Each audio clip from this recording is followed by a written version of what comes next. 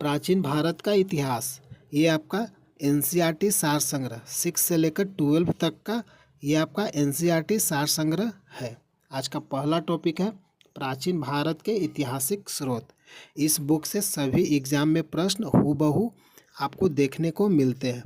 तो चलिए आज के वीडियो शुरू करते हैं। प्राचीन भारत के ऐतिहासिक स्रोत किसी व्यक्ति, समाज अथवा देश से संबंधित महत्वपूर्ण, विशिष्ट और सार्वजनिक क्षेत्र का घटनाओं, तथ्यों आदि का कालक्रमिक विवरण इतिहास कहलाता है। अगला पॉइंट है इतिहास का पिता किसे कहा जाता है? हेरोडोटस को। इतिहास का पिता किसे कहते हैं? हेरोडोटस को। अगला प्रश्न है प्राचीन भारत के इतिहास से संबंधित प्रथम वास्तविक पुस्तक किसे माना जाता है? सही आंसर है राजतरंगिणी। अगला प्रश्न है उत्कीर्ण चिन्ह वाले प्राचीनतम सिक्के क्या कहलाते हैं? सही आंसर है आहत सिक्के। सिक्कों के अध्ययन को क्या कहते हैं? मुद्रा शास्त्र। इंग्लिश में क्या बोलते हैं? न्यूमिस्मैटिक्स। अगला फैक्ट है भारत में प्राग ऐतिहासिक खोज प्रारंभ करने का श्रेय किसे दिया जाता है? सही आंसर है डॉक्टर प्राइमरोज को। अगला फैक्ट है भारतीय प्राग ऐतिहासिक अध्ययन से संबंधित प्री हिस्टोरिक इंडिया किसकी कृति है? प्री हिस्टोरिक इंडिया किसकी कृति है? स्टुअर्ट पिगट का। अगला प्रश्न है चीनी यात्रियों ने अपने यात्रा वृत्तांतों में भारत के लिए किस शब्द का प्रयोग किया? सही आंसर है इन तू। अगला प्रश्न है उत्कीर्ण लेखों के अध्ययन को क्या कहा जाता है? सही आंसर है इपिग्राफी यानी अभिलेख शास्त्र। अगला फैक्ट है लिपियों के विकास के अध्ययन को पूरा लिपि विद्या कहा जाता है। अगला प्रश्न है सर्वप्रथम भारतवर्ष नाम का उल्लेख किस अभिलेख से प्राप्त हुआ था? सही आंसर है हाथी गुफा अभिलेख से। अगला प्रश्न है प्राचीन भारत का सर्वप्रथम सुनियोजित इतिहास किसने तैयार किया? सही आंसर है B.A. स्मिथ ने। अगला है हिस्ट्री। हिस्ट्री कितने भागों में बटा है? 3 भागों में। एक है प्राग ऐतिहासिक काल, आधे ऐतिहासिक काल, ऐतिहासिक काल। प्राग ऐतिहासिक काल मानव उत्पत्ति से 3000 ईस्वी तक को क्या बोलते हैं? प्राग ऐतिहासिक काल। इसमें पुरातात्विक साक्ष्य अध्ययन का एकमात्र स्रोत, क्योंकि इसमें लिखित साक्ष्य उपलब्ध नहीं है। किसमें नहीं है? लिखित साक्ष्य उपलब्ध प्राग ऐतिहासिक काल में। दूसरा हो गया आधे ऐतिहासिक काल। यह 3000 ईसा पूर्व से 600 ईसा पूर्व तक के काल को आधे ऐतिहासिक काल कहा जाता है। इसमें लिखित साक्ष्य उपलब्ध है किंतु पढ़ा नहीं गया है। कौन सा काल का लिखित साक्ष्य है लेकिन पढ़ा नहीं गया है? आधे ऐतिहासिक काल। अगला है तीसरा ऐतिहासिक काल। ये 600 ईसा पूर्व से आगे तक के काल को ऐतिहासिक काल कहा गया है। इसमें पुरातात्विक एवं सात्विक दोनों प्रकार के साक्ष्य उपलब्ध है। अगला फैक्ट है प्राचीन भारतीय इतिहास को जानने के लिए किन स्रोतों का प्रयोग किया जाता है? धार्मिक ग्रंथ, ऐतिहासिक ग्रंथ, पुरातात्विक साक्ष्य तथा विदेशी विवरण। अगला फैक्ट है ब्राह्मी लिपि को सर्वप्रथम किस विद्वान ने पढ़ा था? सही आंसर है जेम्स प्रिंसेप। कब पढ़ा था? 1837 ईस्वी में। अगला प्रश्न है भारत के प्राचीनतम ग्रंथ वेदों का संकलन कर्ता किसे माना जाता है? सही आंसर है महर्षि कृष्ण द्वैपायन वेद व्यास। अगला प्रश्न है पौराणिक मान्यता के अनुसार भारत के प्राचीनतम राजा कौन थे? सही आंसर है वैवस्वत मनु।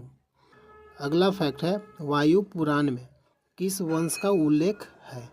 गुप्त वंश। अगला फैक्ट है कौटिल्य के अर्थशास्त्र से किस वंश के इतिहास की जानकारी मिलती है? मौर्य वंश। अगला फैक्ट है जैन धर्म का प्रारंभिक इतिहास किस ग्रंथ से प्राप्त होता है? कल्प सूत्र से। फैक्ट है कि भारतीय पुरातत्व सर्वेक्षण संस्कृति मंत्रालय के अंतर्गत एक संलग्न संगठन है। अगला फैक्ट है मत्स्य पुराण किस वंश से संबंधित है? आंध्र सातवाहन वंश से। अगला फैक्ट है विष्णु पुराण किस वंश से संबंधित है? मौर्य वंश से। अगला फैक्ट है खरोष्ठी लिपि किस प्रकार लिखी जाती थी? दाएं से बाएं की ओर। खरोष्ठी लिपि किस प्रकार लिखी जाती थी? दाएं से बाएं ओर। अगला फैक्ट है नारद स्मृति से किस वंश के विषय में जानकारी मिलती है? गुप्त वंश। अगला फैक्ट है स्मृति ग्रंथों में सबसे प्राचीन और प्रमाणिक पुस्तक कौन सी मानी जाती है? सही आंसर है मनुस्मृति। अगला फैक्ट है शुंग काल का मानक ग्रंथ किसे कहा जाता है? सही आंसर है मनुस्मृति। अगला फैक्ट है स्त्री को पुरुष की अर्धांगिनी किस ग्रंथ में कहा जाता है? सही आंसर है शतपथ ब्राह्मण में। महाभारत का प्रारंभिक उल्लेख अश्वलायन गृह सूत्र में मिलता है। प्रारंभ में इसमें मात्र 8,800 श्लोक थे और इसका नाम जय संहिता था। कुछ समय पश्चात यह बढ़कर 24,000 श्लोक हो गया। भारत नाम से प्रसिद्ध हुआ। अंत में 1,00,000 श्लोक होने के कारण इसे सप्तसाहस्री संहिता या महाभारत कहा जाने लगा। अगला फैक्ट है पुरालेख विद्या से क्या अभिप्राय है? शिलालेखों का अध्ययन।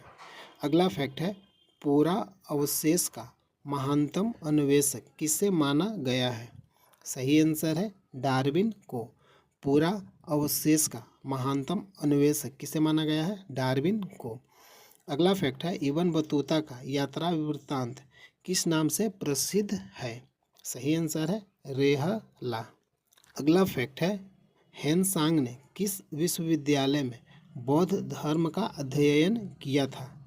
सही आंसर है नालंदा विश्वविद्यालय जो बिहार में स्थित था। प्रमुख अभिलेख और इनके शासक, ये आपका अभिलेख है, ये आपका शासक है। इससे आपका एक प्रश्न अवश्य ही हिस्ट्री में पूछा जाता है। हाथी गुफा अभिलेख कौन सा शासक था? कलिंग नरेश खारवेल। ऐहोल अभिलेख का शासक कौन था? पुलकेशिन द्वितीय। नासिक अभिलेख का शासक कौन था? गौतमी बलश्री। जूनागढ़ अभिलेख किस शासक से संबंधित है? रुद्र दामन। प्रयाग स्तंभ अभिलेख किस शासक से संबंधित है? समुद्रगुप्त। मंदसौर अभिलेख किस शासक से संबंधित है? मालवा नरेश यशोवर्मन। ग्वालियर अभिलेख किस शासक से संबंधित है? प्रतिहार नरेश भोज। देवपाड़ा अभिलेख किस शासक से संबंधित है? बंगाल शासक विजय सेन। भीतरी और जूनागढ़ अभिलेख किस शासक से संबंधित है? स्कंद गुप्त। हाथी गुफा अभिलेख किस शासक से संबंधित है? कलिंग नरेश खारवेल।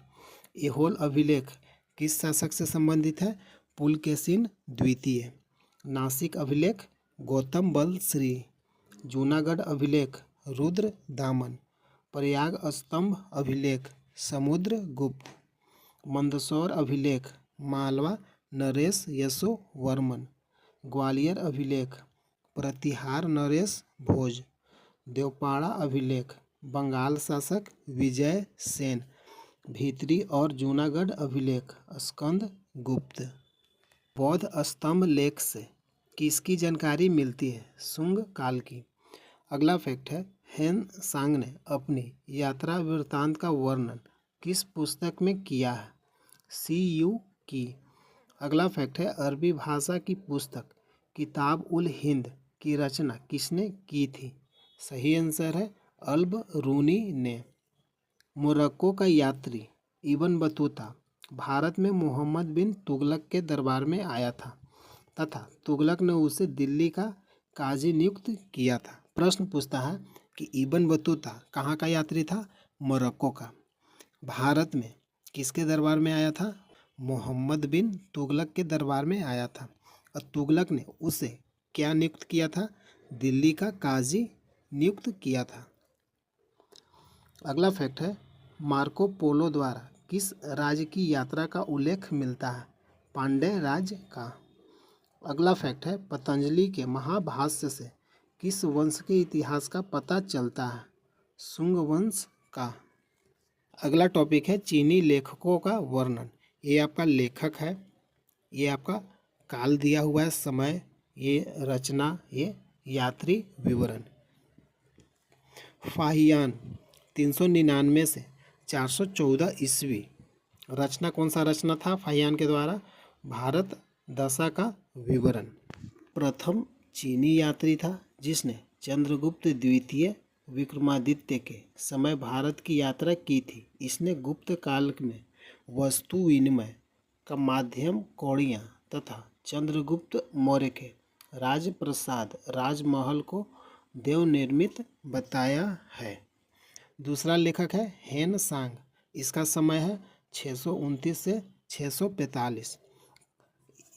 हेन सांग का रचना का नाम क्या है? सी यू की। हेन सांग सम्राट हर्षवर्धन के समय में भारत आया था। इसने हर्ष को शिलादित्य की उपाधि से विभूषित किया। इसे यात्रियों का राजकुमार, शाक्य मुनि, नीति का पंडित कहा जाता है। अगला लेखक है इत सिंह। 673 से 675 ईस्वी तक। प्रसिद्ध बौद्ध भिक्षुओं की आत्मकथाएं। चीनी बौद्ध यात्रियों को नालंदा विश्वविद्यालय में अध्ययनरत रहा। सती प्रथा का प्रथम लिखित साक्ष्य 510 ईसा के भानुगुप्त के एरन अभिलेख से प्राप्त होता है। सती प्रथा का प्रथम लिखित साक्ष्य कब मिलता है? 510 ईस्वी के भानुगुप्त के एरन अभिलेख से प्राप्त होता है।